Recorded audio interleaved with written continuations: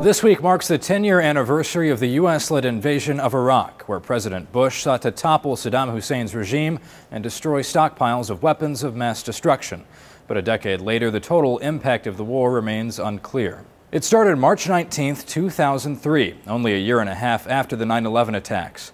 Then President George W. Bush said Hussein had blocked UN observers from investigating whether Iraq had weapons of mass destruction, and the dictator had to be removed. My fellow citizens, at this hour, American and coalition forces are in the early stages of military operations to disarm Iraq, to free its people, and to defend the world from grave danger. The following month, U.S.-led forces effectively captured Baghdad on April 9th. With the Iraqi people watching and the media broadcasting all over the world, the dictator's statue fell to the crowd. Broken up at both legs right now, but I guess the own weight of the statue is going to take care of the rest very soon.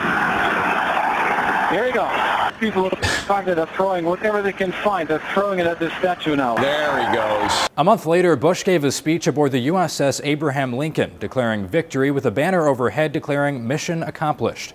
The image would later be heavily criticized as a guerrilla war began and massive U.S. casualties would follow. While Saddam Hussein was captured in December 2003, the supposed WMDs were never found, further escalating criticism of the invasion as misguided. In 2007, Bush committed thousands more troops to the famous surge, putting more boots on the ground in an effort to keep the country from falling into civil war. America will change our strategy to help the Iraqis carry out their campaign to put down sectarian violence and bring security to the people of Baghdad. So I've committed more than 20,000 additional American troops to Iraq.